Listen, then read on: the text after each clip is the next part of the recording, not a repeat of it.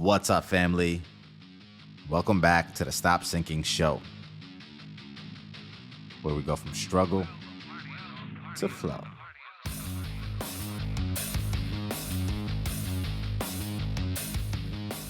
I was having this conversation with a friend of mine the other day, and the unfortunate realization was around how many people we have actually witnessed maintain a happy relationship, a happy marriage. And the unfortunate part of it was that I have not been witness to many healthy relationships in my life. Maybe less than actually 10% of the people I know are actually in what they themselves admit to as a healthy relationship. Starting with my own parents. The other day, I met someone who exclaimed with enthusiasm her happiness in her relationship. And maybe it was skewed because her husband was in earshot.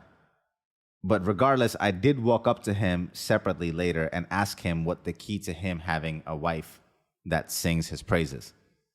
I was curious. And he, like most other people in a happy relationship in that 10%, have told me something very similar. He gestured to me, zip your mouth, implying that the key to a happy marriage is to keep from saying too much and shutting your mouth when necessary. And maybe I haven't gained enough wisdom to keep my mouth shut, or maybe I've gained too much wisdom to accept the facade of peace that comes with suppressing your actual desires. I just haven't fully come to an agreement with accepting the peace that comes with the possible mother of my children by saying less than the itch inside me tells me to. My acquired wisdom has taught me the exact opposite. Fight about every little thing. Nothing is too little to fight about. Nothing is too little to debate. What good is a happy marriage on the outside when there's unmet needs and unsettled holes like Swiss cheese? And again, what do I know about what goes on behind closed doors? But I can't imagine two human beings can coexist without proper communication, and that requires discourse. And this may have come up as a part of other episodes, but it's apparent on my mind right now as examples that are in front of me that it just felt important to process. Eastern philosophy would tell you, and maybe agree with this person, and say to not speak until what you say improves upon the silence. And most of the time, I would probably benefit from applying this wisdom. But there is more practical thinking that says, when you have something to say, silence is a lie, and tyranny feeds on lies.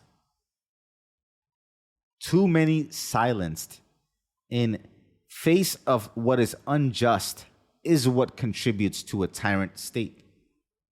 It is our job to speak up, or we are as much of the problem as the problem. Your silence is the vote towards chaos. So then, which one is right?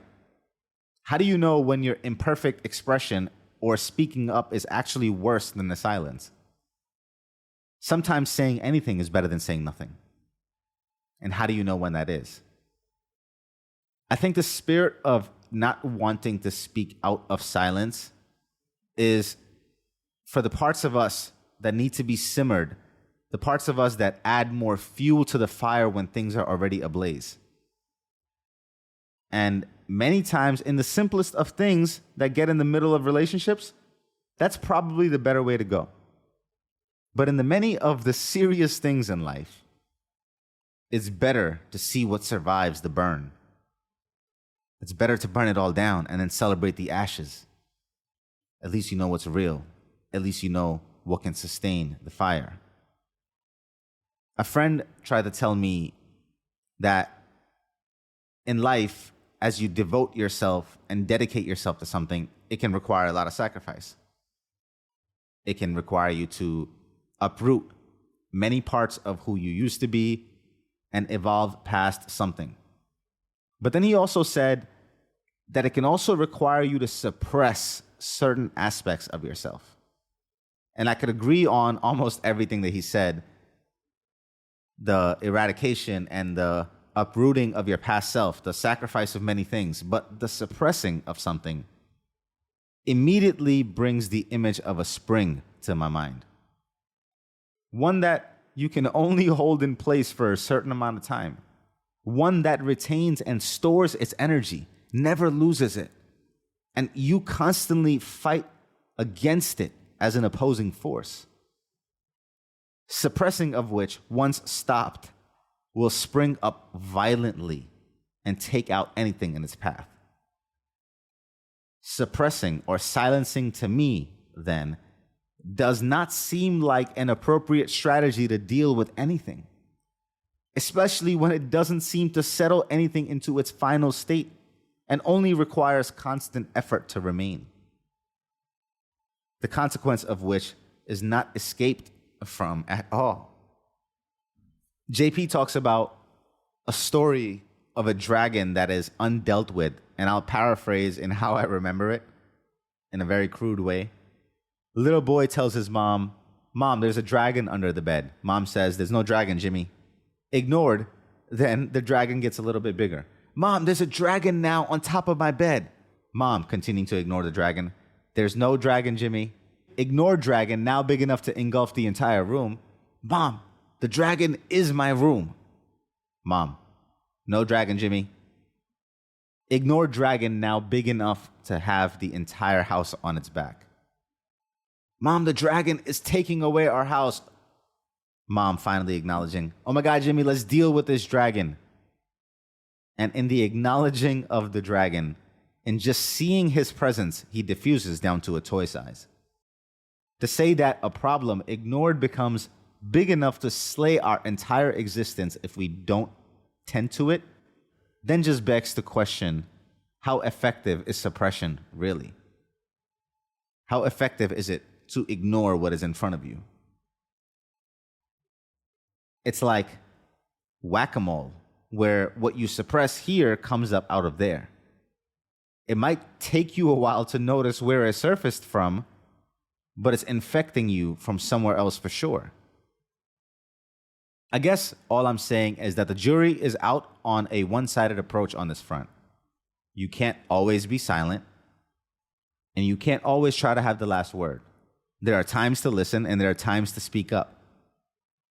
So I don't know about it being a recipe for a happy marriage as a broad brushstroke, and I think my wisdom still needs fine-tuning to gauge what situation requires which approach.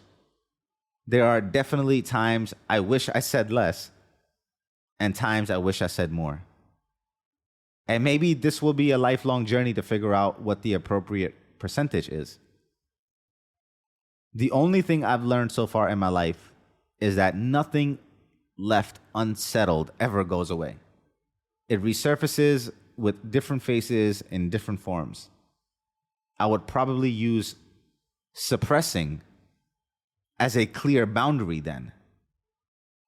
Maintain peace and silence until it feels like suppression. The second, it ventures into stepping on something that you are, some energy that you now need to withhold. You know your silence will have consequences that will pop up somewhere else, and it's time now to speak up.